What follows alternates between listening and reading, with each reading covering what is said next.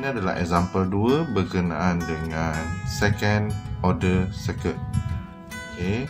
When t less than 0 atau t negative, okay, for t less than 0, inductor connected to voltage source act like a short circuit. Okay. Jadi pada asalnya kita ada 50 volt, 10 ohm dan 1 Henry dan switch pada point A. Okay. Pada masa t less than 0, kita beranggapan inductor adalah fully charged dan dia act as short circuit. Okay. Dan rujuk kepada lita yang kita ada ni, I naught sama dengan 50 bahagi 10, 5 A. Ini adalah current yang flow through inductor. Okay. I naught adalah 5 A. B naught semasa t less than 0, V naught adalah 0 volt. V naught adalah kapasitor, voltage pada kapasitor. Nampaknya lita ini tidak bersambung, jadi voltage pada kapasitor adalah 0 volt. Suka saya ingatkan, semasa t less than 0, kita akan cari nilai I naught dan V naught. I naught pada inductor dan V naught pada kapasitor. Ingat, masa t less than 0 atau t negatif, kita kena cari initial current yang lalu dekat inductor dan kena cari voltage dekat kapasitor. Okay. Next, selepas t less than 0, sekarang ni t bigger than 0. So, bila t bigger than 0, we have source free RLC series. Okay. RLC series, dan ini adalah free source sebab semasa t bigger than 0, ini lita kita dan dalam lita ni nampaknya tiada current source atau voltage source, dan disebabkan tu ianya adalah lita RLC source free. Jadi sekarang ni kita akan cari alpha dan omega naught. Okay. Semasa t less than 0, kita cari I naught dan V naught. Semasa t bigger than 0, kita akan cari alpha dan omega naught. Dan saya nak ingatkan, semasa t lebih besar dan 0, semasa tu juga kita akan tentukan sama ada lita kita adalah source free ataupun step response. Ya. So kalau macam ni, nampaknya tak ada current source, tak ada voltage source, ianya adalah source free, RLC. Alpha sama dengan R over 2L. Gantikan saja nilai, kita akan dapat alpha 2.5. Omega naught, ini adalah formula dia, dan kalau kita kira, omega naught sama dengan 3. Since alpha less than omega naught, it is underdamped case. So, rujuk balik kepada nota, nanti kita akan dapat dia punya general equation. Tapi sebelum tu, kita akan kira juga nilai S1 dan S2. Ini adalah formula dia. Negatif alpha plus minus alpha squared, tolak omega naught squared, square root.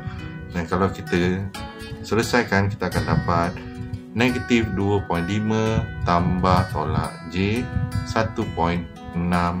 Itu adalah nilai S1 dan S2. Okey.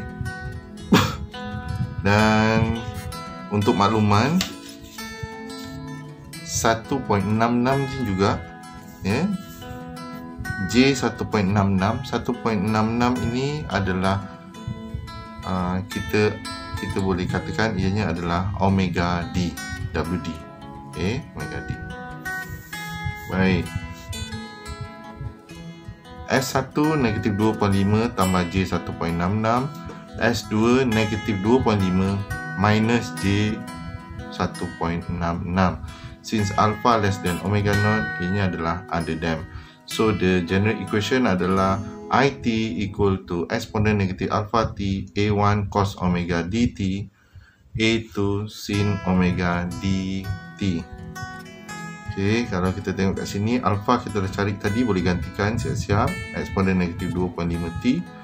A1 kita tak tahu, kena cari. cos omega dt. Omega d adalah yang saya nyatakan tadi, yang kita cari dekat S12 ni. 1.66 ni adalah omega d. Okey. Jadi saya ulang, eksponen negatif 2.5 T, A1 tak tahu, cos omega d T, omega d 1.66, A2 pun tak tahu, sin omega d T 1.66 T. Jadi kita ada tugas tambahan, kita kena cari nilai A1, A2. Nak cari nilai A1, A2, kita kena guna I0 situasi 1, di-I0 dt situasi 2. Okey, kita buat situasi 1 dulu, iaitu I0. I0 kita gunakan general equation yang sama tadi, yang atas ni. Cuma kita gantikan T ni dengan I0. Okay. I0 eksponen negatif alpha kosong. Okay, T itu kosong I ini IT. Eksponen negatif alpha T. T ni sekarang kita masukkan sebagai kosong. I0 T kosong. Eksponen negatif alpha kosong. A1 cos omega D kosong tambah A2 sin omega D kosong. Kalau kita selesaikan, kita akan dapat A1 sama dengan 5. Sebelum tu, berapa nilai I0? Ya, rujuk balik kepada I0 yang kita cari semasa T less than 0 tadi. I0 kita dah cari 5M. Gantikan I0 5M. Dan yang lain ni kita selesaikan, dan akhirnya kita dapat A1 sama dengan 5. Ini adalah situasi 1 dan kita dapat nilai A1. Untuk cari lagi satu nilai A2, kita akan teruskan dengan situasi 2, di-I0 dt. Okay, situasi 2, di-I0 dt. Ini adalah general equation kita tadi. Ya, mana general equation kita? Yang ini. Okay, IT ni, ini general equation kita tadi. Okay, kita salin semula. IT sama dengan eksponen negatif 2.5 T, A1 cos 1.66 T tambah A2 sin 1.66 T. Jadi sekarang ni kita kena differentiatekan dia. Okay, differentiatekan equation ni. di dt. Okay, kita kena differentiatekan dan kita akan dapat macam ni lah. Okay, kita differentiate ni dulu. Okay, eksponen negatif 2.5 T tu. Dah siap yang itu, kita akan differentiate yang panjang ni pula. A1 cos 1.66 tambah A2 sin 1.66. So kalau kita differentiatekan equation yang ini, di dt, kita akan dapat yang panjang-panjang ni. Ya. Right, kita akan dapat yang panjang ni. Itu adalah yang panjang ni adalah di dt. Okay, macam saya maklumkan tadi, kita ada dua situasi, di-I0 dt. Situasi 1, I0. Situasi 2, di-I0 dt. Jadi sekarang ni, di-I0 dt. Gunakan equation atas ni, cuma T tu kita gantikan dengan kosong. Jadi negatif 2.5, eksponen negatif 2.5, kosong. A1 cos 1.66, kosong. Tambah A2 sin 1.66, kosong. Tambah 1.66 eksponen negatif 2.5, kosong. Negatif A1 sin 1.66, kosong. Tambah A2 cos 1.66, kosong.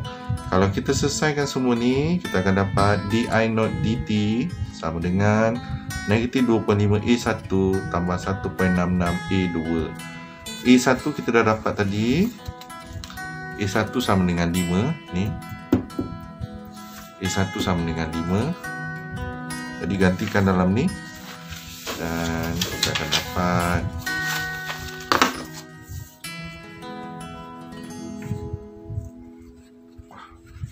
sebelum kita gantikan, kita kena cari di-I0 lagi satu. Ini adalah di-I0 dt yang pertama. Kita kena cari di-I0 dt yang kedua. Di-I0 dt yang kedua adalah negatif 1 per L R I0 tambah V0.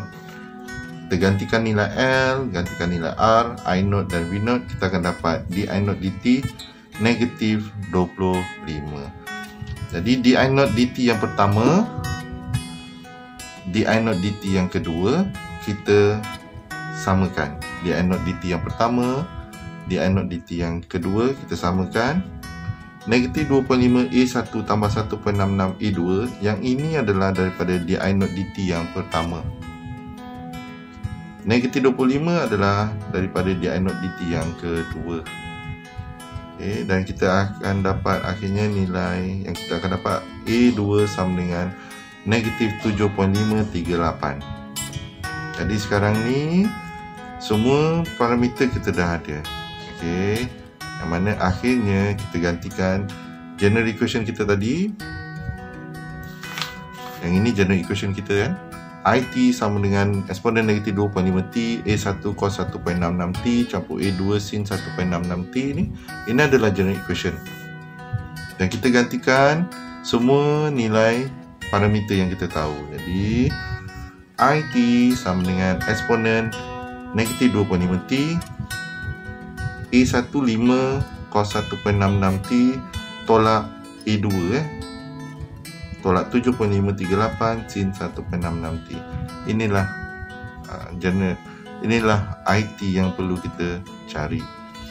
Okey. Cuma mungkin ada yang tanya macam mana kita boleh dapat nilai di I naught dt yang kedua tadi. Macam ni kita boleh dapat? Sebenarnya kita rujuk semula kepada litar kita. Ini adalah litar kita semasa T bigger than 0. Okay, T bigger than 0 kita akan ada L, R dengan C. So dekat sini kita akan guna KVL. So voltage dekat sini dekat induktor adalah L di I naught dt. Voltage dekat kapasitor adalah V0 dan voltage dekat resistor adalah R I naught. So kita campurkan dia, L di I naught dt campur V0 campur R I naught sama dengan kosong. Kalau kita pindah-pindahkan dia, kita akan dapat di I naught dt sama dengan negatif 1 per L R I naught campur V0. Ini yang kita gunakan untuk di I naught dt yang kedua. Okey. Kalau saya boleh ulang, kita dah dapat di I naught dt ni tadi. Ni sama kan? Sama ni. Okey. Kita dah dapat di I naught dt tadi. Yang kedua, kita samakan di I naught dt pertama dan kedua, kita akan dapat nilai A2. Dan akhirnya kita boleh dapat equation IT. Okey.